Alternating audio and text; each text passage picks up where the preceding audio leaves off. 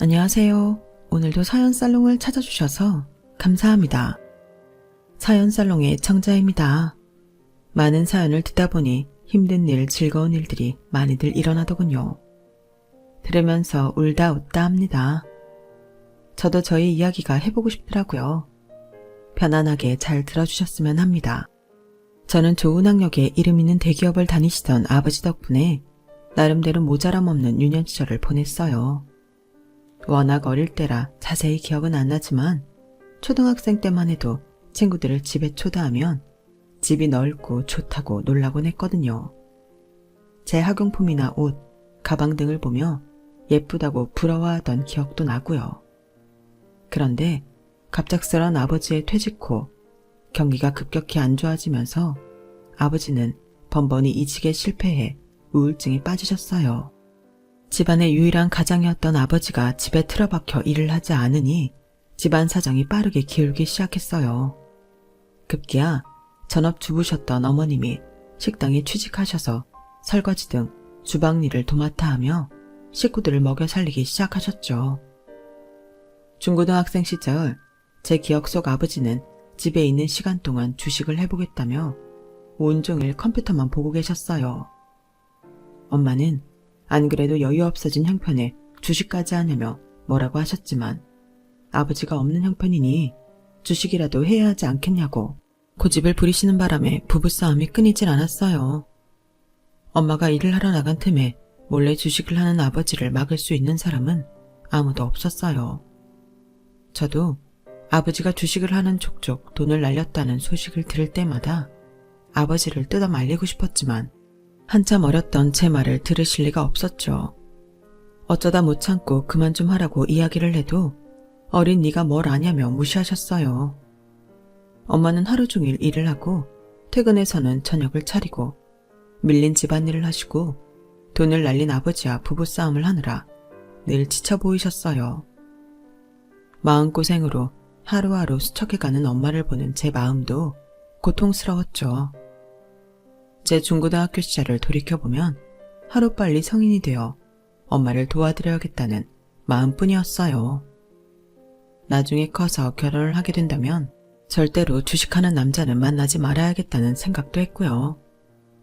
왜 확실하지도 않은 확률에 그 큰 돈과 인생을 거는 건지 도무지 이해가 안 가더라고요. 그래요. 솔직히 말하면 전 엄마를 고생시키기만 하는 아버지를 정말 미워했어요. 그래서 연애를 시작할 때쯤에 제가 남자를 보는 기준은 아버지와 완벽히 반대인 사람이었어요. 외모도 성격도 취향도 모두 다른 사람이요. 그리고 아빠처럼 불안정한 사기업에 다니지 않기 위해 저는 공무원 공부를 열심히 해서 합격을 했어요. 제 모든 인생이 거의 아빠를 부정하는 쪽으로 방향을 잡은 거나 다름없었죠.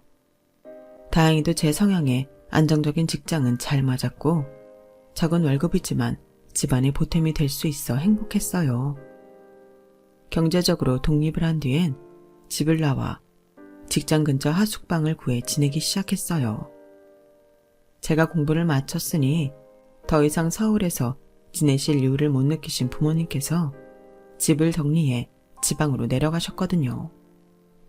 부모님 품을 떠나 혼자 사는 게 두렵긴 했지만 처음으로 간 하숙방 주인 부부께서는 너무나 친절하셨어요.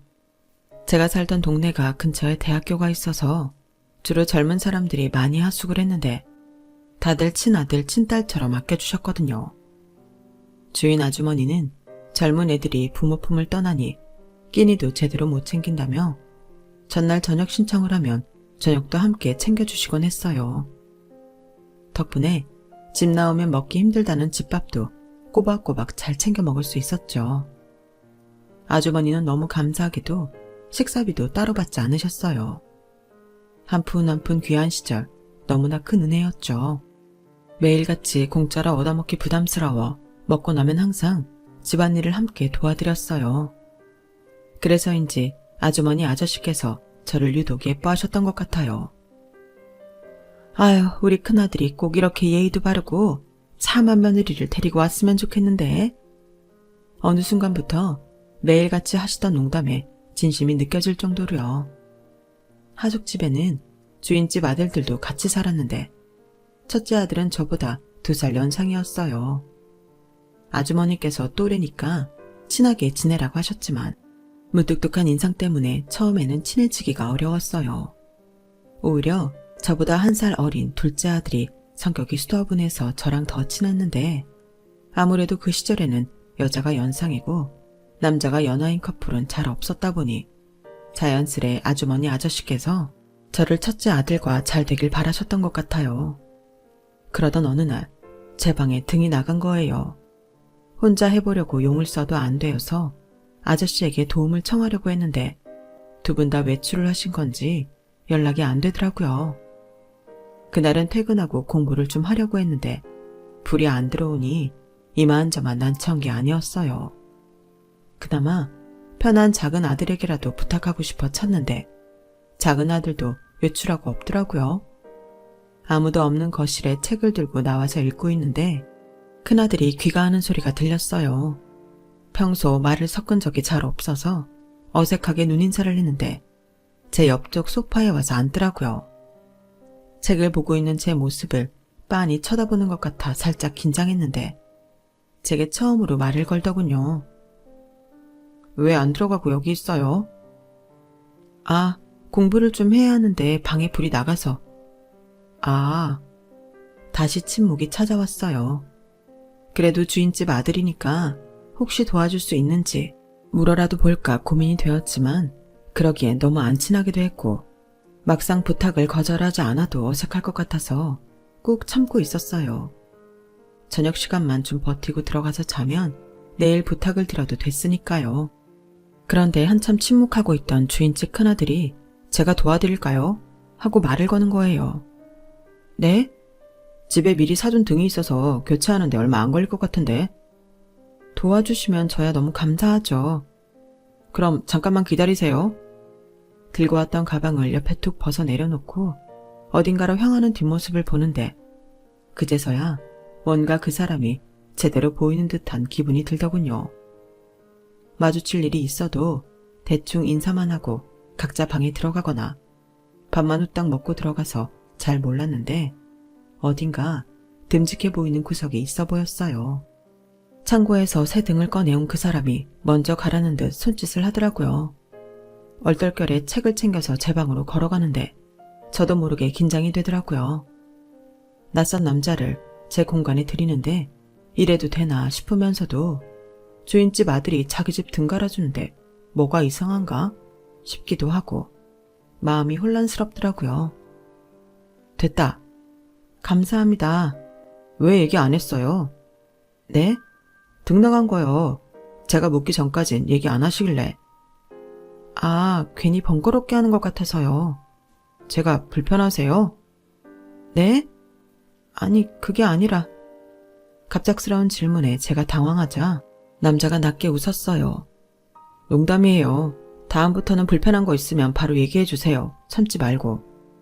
네, 감사합니다. 제대로 이야기해보는 건 처음인데 어쩐지 호감이 가더라고요. 그때부터였어요. 자꾸 그 사람에게 눈길이 가기 시작하더라고요. 다음 날부터는 주인집 부부께서 늘 하던 며느리 농담에 괜히 혼자 얼굴이 화끈거리고 당황스럽더라고요. 평소라면 민감하게 반응하지 않았을 텐데 저도 모르게 관심이 생겨버렸는지 자꾸 움찔하게 되더라고요. 제 마음을 아는지 모르는지 내내 무관심한 듯한 태도를 보이던 그 사람은 제가 알아채기 어려울 만큼 천천히 다가와줬어요. 그날 이후로 오며 가며 몇 마디씩 주고받으면서 예전보다 가까워진 우리는 밖에서 만나기 시작했어요. 대화를 하며 알아가다 보니 이 사람은 저희 아빠와는 완전히 딴판이었어요. 다정하고 말수가 많은 저희 아빠와는 달리 말수는 적지만 묵묵히 저를 배려해 주었고 차가워 보이지만 따뜻한 모습을 보일 때마다 마음이 설레었죠. 은행이라는 비교적인 안정적인 직장에서 일을 하고 있었고 한탕주의 같은 생각을 경계하는 근면성실한 사람이었어요. 혹시나 해서 주식에 대해 어떻게 생각하냐고 물으니 질색팔색하는 점도 마음에 들었어요. 가치관이 비슷한 저희는 금방 사랑에 빠졌어요. 알면 알수록 좋은 사람 있잖아요. 이 사람이 바로 그런 사람이었어요. 처음에는 집주인 부부의 눈치가 보여 두 분의 눈을 피하며 밖에서 만났는데 사는 집이 같으니 반경이 좁아 어쩔 수 없이 들키게 되더군요. 주말에 최대한 집에서 멀리 떨어진 공원으로 가 손을 잡고 산책을 하고 있는데 주인집 아주머니께서 친구들과 나들이를 나오셨다가 저희와 딱 마주친 거예요. 어머, 얘 나연이랑 승우 아니야? 너희가 왜 여기에? 그 손은 뭐니? 아주머니. 너무 당황스러워 승우 씨의 손을 확 놓으려고 하는데 승우 씨가 그 손을 놓지 않고 더 꽉 잡았어요. 엄마, 저 나연이랑 만나요. 뭐? 앞으로도 계속 한 집에서 살아야 하는데 어떻게 두 분을 보라고. 저는 앞으로 펼쳐질 상황이 너무 두렵고 혼란스러웠어요. 비록 두 분께서 항상 저를 며느리 삼고 싶다고 농담하시기는 했지만 농담을 하는 것과 진짜 하숙생이 내 아들과 눈을 맞는 건 또 다른 문제니까요. 저도 모르게 눈을 한번 질끈 감고 뜨니 아주머니의 흔들리는 동공과 눈이 마주쳤어요. 죄송해요, 아주머니. 사실 따지고 보면 죄송할 일은 아니지만 그 상황에선 어쩐지 죄송한 마음이 들더라고요. 저를 참 잘 챙겨주셨는데 아주머니 입장에선 제가 아들을 홀렸다 생각하실 수 있으니까요. 살짝 사색이 되었던 아주머니의 얼굴이 천천히 환해졌어요. 뭐야? 장난치는 게 아니고 정말 둘이 만나는 거야? 그렇다니까요. 세상에 이게 웬일이야? 네가 웬일로 내 말을 다 듣니? 엄마 말을 들은 게 아니고 어쩌다 보니 그렇게 됐어요. 멋쩍게 웃는 승우 씨의 얼굴을 보며 머릿속이 혼란스러웠어요. 알고 보니 아주머니와 아저씨는 해주는 대로 받기만 하는 다른 하숙생들과는 달리 항상 감사함을 표현하고 뭐라도 도우려고 하는 저를 굉장히 좋게 생각하셨더라고요. 요즘 젊은 애들 중에 저런 애가 없다며 제 앞에서 며느리 농담을 치면서 승우 씨에게는 뒤에서 잘해보라고 적극적으로 이야기하셨나 봐요. 승우 씨는 처음에는 부모님의 호들갑 때문에 별로 관심이 없었는데 자꾸만 그 이야기를 반복해서 들으니 없던 관심도 생기는 것 같았다고 하더라고요. 실제로 저랑 대화해보니 잘 맞아서 만나게 된 후로 부모님께 얼른 이야기하고 싶었는데 제가 너무 부담스러워하는 것 같아 최대한 같이 숨겨준 거였어요. 아무튼 그렇게 저희는 교제 사실을 승우 씨 부모님께 오픈을 하고 정식으로 만나게 되었습니다. 연애할 때 가장 중요한 성격과 가치관이 잘 맞고 승우 씨가 워낙 제가 꿈꿔오던 이상형이다 보니 저희는 장기 연애 끝에 결혼까지 하게 되었어요. 예비 시부모님이나 다름없던 승우 씨 부모님께서도 20대 중반부터 저를 좋게 봐오셨으니 시집살이 걱정도 전혀 없었죠. 승우 씨에겐 형제도 작은 아들인 승현이 한 명뿐이었는데 승현이는 승우 씨랑 만나기 이전부터 편하게 지내왔던 사이라 말할 것도 없었어요. 오랫동안 함께 살아왔던 사람들이라 그런지 정말로 제 가족같이 느껴지더라고요. 부모님께서도 예전부터 집주인 부부께서 잘해주신다고 입이 마르도록 이야기한 터라 제가 인자한 분들께 시집간다는 사실에 안심하며 좋아하셨어요. 그렇게 저희는 아무런 방해물도 없이 무사히 결혼에 골인했습니다. 결혼 후 2년 정도는 정말이지 거짓말이라 느껴질 정도로 아무런 시련도 없이 행복하기만 해서 정말 결혼하길 잘했다. 그때 그 하숙집에서 살지 않았더라면 어땠을까? 하며 행복의 겨운 날들을 보냈어요. 남편은 변함없이 잘해줬고 시부모님도 여전히 절 예뻐하셨고 이제는 제게 도련님이 된 승현이 역시 도련님이라는 불편한 호칭을 시부모님 안 보시는 곳에서는 빼고 편하게 이름을 부를 정도로 화목하게 잘 지냈죠. 그런데 그 행복은 어느 날 돌연 끝이 나버렸어요. 바로 도련님이 결혼하고 난 이후부터였어요. 저희 부부가 결혼을 준비하던 시기쯤부터 도련님이 연애를 시작하셨어요. 도련님과 4살 차이가 나는 어린 여자친구였어요. 저희 결혼식에도 와주고 2년 정도 사귄 뒤에는 두 사람 사이에도 결혼 이야기가 오가기 시작했죠.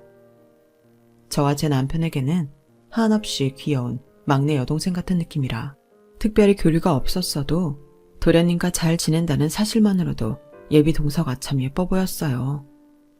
그러던 어느 날 도련님이 저희 부부에게 한 가지 부탁을 하더군요. 혹시 부모님께 데리고 와서 인사하기 전에 먼저 내 여자친구 좀 어떤지 봐주시면 안 될까요? 특히나 형수님이 제대로 봐주셨으면 좋겠어요. 야, 멀쩡한 형 놔두고 왜 형수한테 부탁이야, 서운하게. 그게 아니라 같은 여자끼리 보면 더 잘 볼 수 있다잖아. 아, 저희가 하루 봐서 뭐 아나요. 그래도 2년이나 만나신 도련님이 절 아시겠지. 그래도 다르죠. 저도 형수님 같은 사람이랑 결혼하고 싶은데 같은 부류면 형수님이 딱 알아볼 수 있을 거 아니에요. 그래요. 그런 얘기 들으니까 기분은 좋네. 당신도 들었지? 나 같은 아내랑 결혼하고 싶다는 거. 그러니까 나한테 잘 좀 해. 저 녀석이 형 앞에서 못하는 소리 같네. 너 말 조심해라. 뭐 우리 아내만한 사람이 없는 건 사실이지만. 그렇게 동서를 처음 만나게 된 날이었어요. 고맙게도 연애를 시작한 지 얼마 되지 않았는데도 저희 결혼식에 참석을 해줘서 그때 한번 보기야 했지만 그때는 저도 신랑도 워낙 정신이 없어서 얼굴도 제대로 못 익히고 지나갔거든요. 다시 제대로 만난 예비동서는 얼굴도 앳되고 곱게 자란 티가 나더라고요. 도련님 말에 따르면 100억대 매출을 내고 있는 회사를 소유한 유복한 집안 딸이라고 했거든요. 그 말을 듣고 만나서 그런지는 몰라도 귀티가 나고 밝은 인상에 첫눈에 마음이 쏙 들었어요. 물론 그전에도 도련님 연애하는 이야기를 들었을 때 어린 친구가 싹싹하고 야무지게 도련님을 챙겨주는 것 같아 한없이 좋게만 보였죠. 실제로 만나서도 예비동서는 저희에게도 참 예의가 발랐고 조금 쑥스러워하기는 해도 말도 곧잘하고 저희와 어울리기 위해 많이 노력하는 모습이 보이더라고요. 도련님 말대로 제 부류의 사람인지까지는 모르겠다 싶었지만 이만하면 도련님도 여자친구 하나는 잘 만났다 싶을 정도로 첫인상이 좋았어요. 저만의 생각인가 싶어 만남이 끝나고 돌아오는 길에 남편한테도 물어봤어요. 여보, 예비동서 당신이 보기엔 어떨 것 같아? 난 뭐 그럭저럭 괜찮아 보이던데 딱히 좋지도 나쁘지도 않아 보여. 그래? 나는 그래도 예의 바르고 싹싹한 편인 것 같아서 좋아 보이던데. 이런 자리엔 누군들 못 그러겠어. 당장 눈앞에 우리에게 잘 보여야 되는데 최대한 예의 차린 거겠지. 에이, 왜 그렇게 안 좋게 생각해. 살다 보면 이 정도 예의도 못 차리는 사람도 많은데. 그래서 그럭저럭 괜찮다고 한 거야. 사람은 한 번 본 걸로는 판단하기 힘드니까. 당신이랑 나처럼 서로한테 잘 보여야 할 필요 없는 자리에서 오랫동안 겪어봐야 실패할 확률이 적지. 나름대로 냉정한 남편의 판단에 저는 조금 당황했어요. 제가 보기엔 괜찮아서 남편도 당연히 그렇게 생각할 줄 알았거든요. 그런데 생각해보면 남편이 하는 말이 틀린 말이 아니긴 해서 그땐 그러려니 하고 넘겼죠. 형수님 어떠셨어요, 제 여자친구? 제가 보기엔 너무 귀엽고 착해 보이던데요. 예의도 바르고. 저는 좋았어요. 도련님이 좋으면 된 거지 뭘 저한테 물어요. 두 사람이 지금까지 잘 만나고 있다는 게 그분이 괜찮다는 증거 아니겠어요? 그렇긴 한데 저희가 만난 기간은 2년이지만 집도 멀고 쉬는 날도 많이 안 겹쳐서 자주 보는 커플은 아니었거든요. 그렇다 보니 다른 커플들에 비해 대화가 많이 부족한 편인 것 같기도 해서. 그래서 형수님 의견이 궁금했어요. 그래도 우리 중엔 도련님이 제일 자주 만났는데 도련님 보는 눈이 제일 정확하시죠. 혹여나 제가 헤어지라고 하면 헤어지시게요? 남들이 다 별로라고 해도 내 눈에 예쁘고 좋은 사람이면 그게 내 짝인 거예요. 누가 뭐래도 도련님이 좋은 사람을 만나요. 불안해하지 말고요. 도련님이 너무 저의 의견을 궁금해하시니까 혹시나 제 의견이 도련님의 선택에 너무 영향을 미칠까봐 걱정이 돼서 한 말이었는데 그 말을 들은 도련님의 표정이 약간 굳더라고요. 그 표정을 보니 내가 편한 사이라고 너무 과하게 잔소리했나? 아님 말 실수라도 했나? 속으로 온갖 걱정이 들었어요. 오해를 했다면 어떻게 풀어야 하나 싶어서 잔뜩 긴장하고 있는데 도련님이 차마 예상도 못한 의외의 대답을 하시더라고요. 네, 저는 형수님이 헤어지라면 헤어질 건데요. 정색을 하고 말하는데 저도 내심 너무 놀라는 바람에 순간 분위기가 살짝 싸해졌어요. 몇 초 뒤에 간신히 정신줄을 붙잡고 웃어 넘겼죠. 에이, 도련님도 참, 뭐 이런 농담을 해요. 그리고 제가 도련님 부모님도 아닌데 뭘 제 마음에 안 든다고 헤어지라 말아 하겠어요. 옛날 하숙생 시절부터 참 저를 잘 따르는 동생이라 생각하긴 했지만 이렇게까지 제 의견을 신뢰하고 있는 줄은 몰랐어요. 살짝 의아해서 남편에게 이야기하자 남편이 엄청 웃더라고요. 걔가 이상하게 옛날부터 당신 말은 엄청 믿더라고. 부모님이 나랑 잘해보라고 하기 전부터 당신 사람이 괜찮은 것 같다고 나한테 계속 그랬었거든. 뭐? 그래? 그저 도련님과 친하게만 지냈다고 생각했는데 시부모님보다 먼저 저를 좋은 사람으로 봐줬다는 사실을 뒤늦게 알게 되니 기분이 참 좋더라고요. 하긴 저도 도련님을 도련님이라기보다 친남동생처럼 생각하고 있으니 도련님도 저를 친누나처럼 생각한다 해도 이상할 게 없기는 했어요. 저를 그만큼 좋게 봐주고 신뢰해주는 만큼 아낌없이 애정을 쏟아줘야겠다는 마음이 들었어요. 그래서 저희 부부는 도련님과 예비동서를 한 번씩 만나 어색함을 풀었고 덕분에 조금 편안해진 분위기로 두 사람은 결혼식을 올렸어요.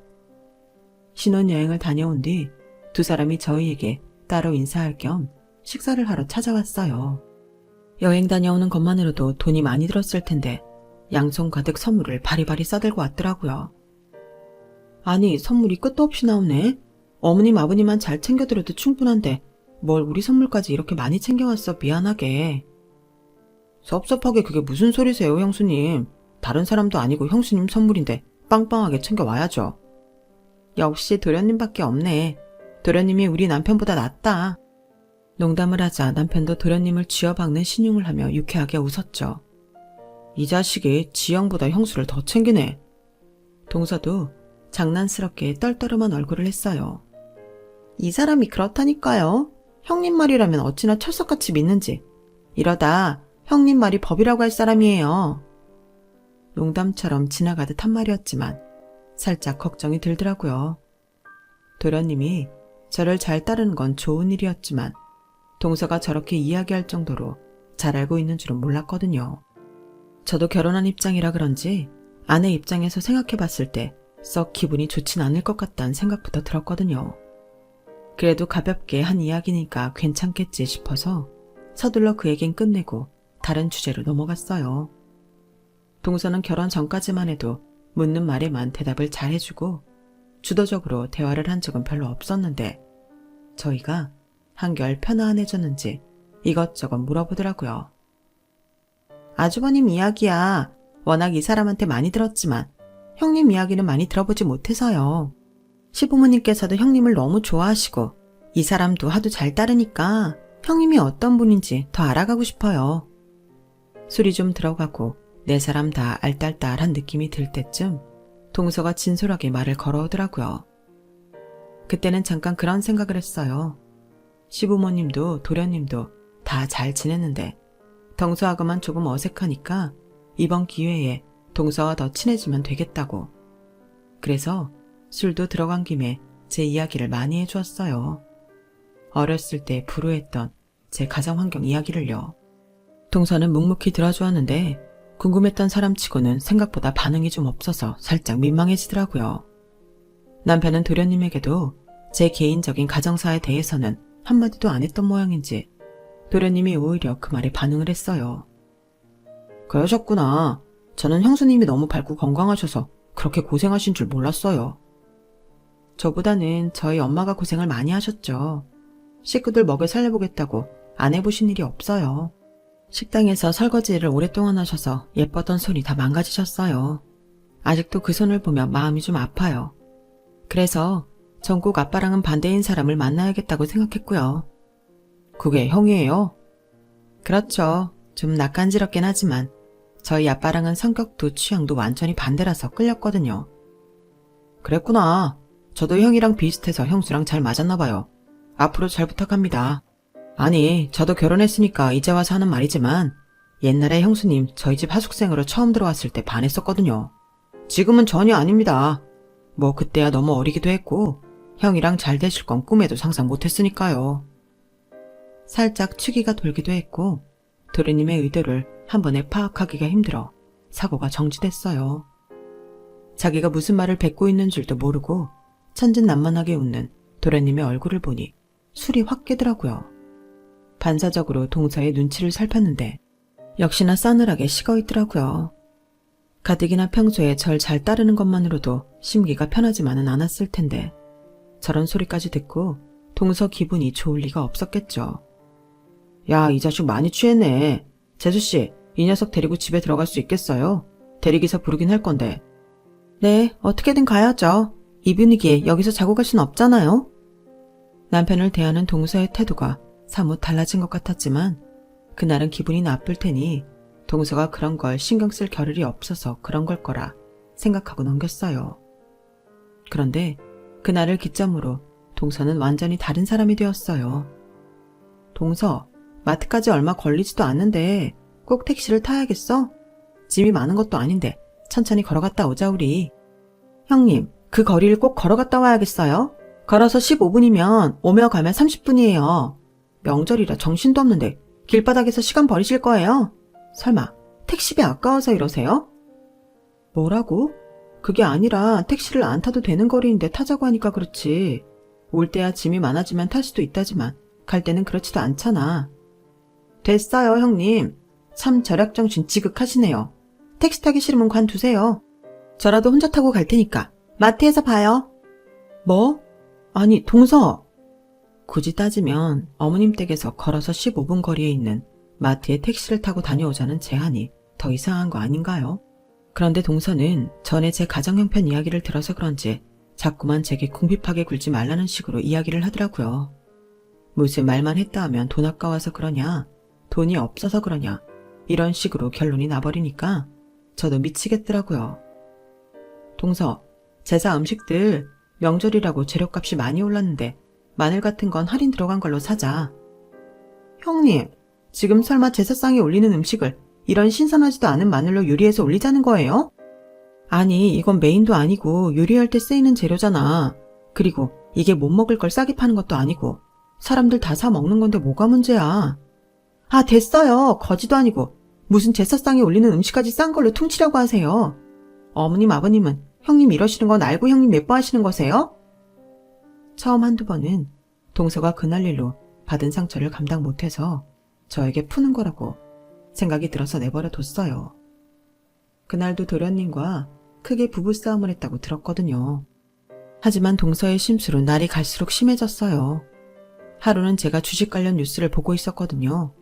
웬일로 동서가 제 옆에 와서 앉길래 이제 마음이 좀 풀렸나 해서 말을 걸어보려는데 아니나 다를까 또 시비를 걸더라고요. 형님, 설마 주식 하시려는 건 아니죠? 주식은 무슨 주식? 비웃는 듯한 말투에 기분이 확 상했어요. 저희 아버지 이야기를 바탕에 깔고 하는 것 같았거든요. 하긴 그렇게 주식하는 사람들 혐오하고 한심하게 생각하시는 분이 주식을 하실 리가 없죠. 저는 혹시나 해서 한다고 하시면 말려드리려고 물어봤어요. 형님도 잘못 드시면 안 되잖아요? 와, 그때는 정말 욕이 튀어나올 것 같은 걸 간신히 참았어요. 동서, 언제까지 이럴 거야? 동서가 나한테 이런다고 뭐가 달라져? 이제 결혼했으니 나한테 잘 보일 필요도 없고 다 끝났다 이거니? 무슨 말씀이세요, 형님? 저는 형님 걱정돼서 하는 말이잖아요. 가족끼리 이 정도 걱정도 못해요? 동서가 날 걱정해서 하는 소리라고? 동서 우리 집안 사정도 다 알면서 사람이 믿고 얘기해준 속 얘기를 약점 잡아 비아냥대면 돼? 동서 수준이 그 정도밖에 안 되는 사람이야? 네? 수준이요? 형님, 수준으로 따지면 제가 더 형님한테 실망했거든요. 남편이 하도 따르길래 뭐 얼마나 대단한 집 자제길래 그러나 했는데 세상에 주식으로 집안 다 말아먹은 한량이랑 식당 아주마 밑에서 자랐을 줄이야. 저도 실망이 이만저만이 아니에요. 틈만 나면 쪼잔하게 돈 아끼려고 혈안이 돼가지고는 이래서 부모님이 그러셨나? 서민들이랑 어울리지 말라고. 남편 집안은 집을 여러 채 가지고 있는 부동산 부자여서 서민들이라곤 했지만 결국 저 하나를 지칭하는 말이었어요.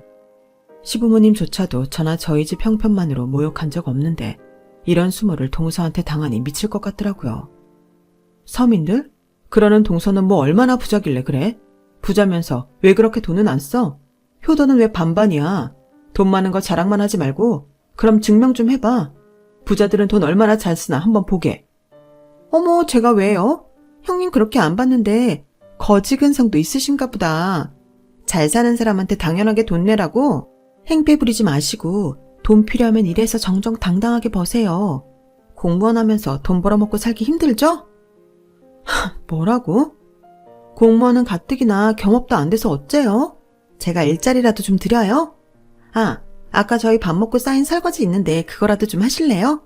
식당 아줌마 딸이니까 설거지 하나는 잘하겠다. 일단 형님이니까 좀 많이 쳐드릴게요. 10만 원이면 충분할라나? 동서가 선을 넘는 순간 제 이성의 끈도 같이 끊어졌어요. 눈이 돌아버린 저는 동서를 밀어버렸어요.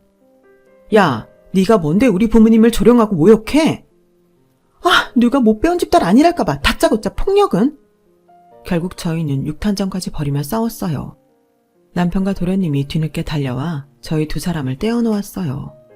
시부모님은 앞에 잠깐 나가셔서 이렇게 추한 꼴이라도 못 보셔서 다행이었어요. 그날 저희 친정에도 들리기로 한 날이어서 집으로 가는 차 안에서 펑펑 울었어요. 나름대로 마음을 연다고 동서에게도 이런저런 이야기를 해줬던 건데 그걸로 제 가슴에 칼을 꽂으니 한이 맺히더라고요. 내가 미쳤지.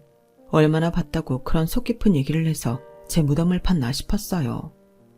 게다가 도련님이 말실수를 한 건 도련님 실수지 제 실수가 아닌데 왜 저를 이렇게 미워하고 시게 하는지 이해가 안 됐어요. 생각할수록 화가 나서 목 놓아 울자 남편이 안쓰럽다는 듯 토닥여 주었죠. 여보, 곧 장모님이랑 장인어른 배워야 하는데 이렇게 울면 어떡해. 코도 너무 빨갛고 눈도 다 퉁퉁 부었다. 내가 미안해. 내가 다 미안해. 남편이 열심히 위로해 주었지만 역효과였어요. 받아주니 더 서럽더라고요. 그렇게 가는 길 내내 울어제끼다가 친정집에 도착했어요. 버선발로 마중 나오시던 부모님은 제 얼굴을 보자마자 기겁을 하셨어요. 세상에 나연아, 너 얼굴이 왜 이러니? 아무것도 아니야. 아무것도 아니긴 울었어? 너 설마 시댁에서 무슨 일 있었던 거야? 아니야 그런 거. 근데 왜? 오서방, 얘가 왜 이래? 저는 남편에게 이야기하지 말라는 뜻으로 고개를 저었지만 대답을 재촉하는 부모님의 성화에 못 이겨 남편이 부모님께서 들으셨을 때 불편하지 않으실 정도로만 간략하게 설명을 해드렸어요. 그 이야기를 묵묵히 듣고 있던 아버지가 갑자기 남편을 데리고 자리를 뜨시더라고요. 저는 설마 남편에게 뭐라 하는 건 아니겠지 싶어서 따라가려는데 엄마가 막았어요. 엄마, 남편은 잘못 없어요. 우리도 알지 그럼. 오서방이 우리한테 얼마나 잘하는데. 저 사람은 그런 생각할 사람도 아니고. 근데 아빠는 왜 저래요? 괜히 사람 긴장되게. 아빠도 다 생각이 있으시겠지. 그때 뭔가 모를 기시감이 느껴지더라고요. 부모님을 자주 뵙지 못해서 생각 못 해본 부분이었는데 지방에 내려온 이후로 두 분이 부쩍 사이가 좋아지고 신뢰하는 것 같다는 느낌을 받았거든요. 그때는 한순간의 느낌이라 뭐지 하고 지나갔는데 그로부터 몇 년 뒤 제 촉이 맞았다는 게 증명됐어요. 형님, 저예요. 문 좀 열어주세요. 네? 어느 날 갑자기 동서가 술에 취해 찾아왔더라고요. 저는 동서와 육탄전을 벌인 이후로는 연락처를 차단하고 직접적인 연락을 주고받지 않고 있었어요. 가족 행사가 있으면 남편과 도련님이 서로 연락을 해서 소통을 했죠. 그런데 동서가 그런 식으로 찾아와 버리니 저와 남편 모두 깜짝 놀랐어요. 동서, 이게 뭐 하는 짓이야? 연락 한 통 없이 이 늦은 시간에? 형님께서 절 타단하셔서 연락을 아무리 해도 받지를 않으시니까. 동서랑 술 한번 잘못 먹었다가 일이 이 지경까지 와버린 것 같아서 동서의 술 취한 모습을 또 보는 게 기분이 좋지만은 않더라고요. 가뜩이나 상처받은 입장에 동서랑 별로 이야기하고 싶지도 않았고요. 왜 왔는데? 무슨 일 있어? 형님, 저 좀 용서해 주세요. 네? 뜬금없이 무슨 소리야? 예전에 제가 형님 못 살게 군 거요. 일부러 그런 거 맞아요. 남편이 형님 말만 따르길래 질투했는데 형님 예전에 좋아했다는 말을 듣고 꼭지가 돌아서 괜히 형님 무시하고 화풀이 해야 속이 시원했어요. 잘못했어요, 형님. 네? 동서가 비틀거리더니 제 앞에서 무릎을 팍 꿇었어요. 저는 놀라서 동서를 일으켜 세우려고 했지만 동서가 고개까지 푹 숙이고 일어날 생각을 안 하더군요. 동서, 많이 취했어. 나중에 정신 들면 다시 와. 나 이 상태로 얘기하기 싫어. 형님, 살려주세요. 네? 응? 저희 아빠, 저희 집 좀 살려주세요. 네? 그게 대체 무슨 소리야? 동서 부모님을 내가 어떻게 살려드려? 무슨 일 있으셔? 아프신 거야? 도무지 이해할 수 없는 소리를 늘어놓는 동서를 흔들어 대답을 재촉하자 동서의 눈에서 눈물이 펑펑 쏟아졌어요. 형님 아버님께서 저희 회사를 사버리셨어요. 뭐? 우리 아빠가? 무슨 돈이 있다고 대체 무슨 소리야 동서. 아버님께서 저희 회사 주식을 어마어마하게 사들여서 저희 아버지를 해임하려고 하세요. 살려주세요 형님. 저희 아빠 회사에 들인 공이 얼만 줄 아세요? 제발 아버님 좀 설득해 주세요. 네? 제가 다 잘못했어요. 저 좀 용서해 주세요. 제발. 동서의 입에서 쏟아지는 믿을 수 없는 이야기들에 저는 잠시 이게 꿈인가 싶었어요. 알고 보니 아빠께서는 동서가 저를 무시했다는 말을 듣고 동서의 회사에 대해 조사하고 천천히 주식을 사들이고 계셨다고 하더라고요. 제가 몰랐던 사실은 아빠께서 그렇게 열심히 파던 주식을 조금씩 성공시켜서 놀라울 정도로 형편이 훨씬 나아졌다는 점이었죠. 전업으로 하셔도 생활비 버시는데 전혀 무리가 없을 정도로 프로가 되셨다는 말에 저는 정말로 깜짝 놀랐어요.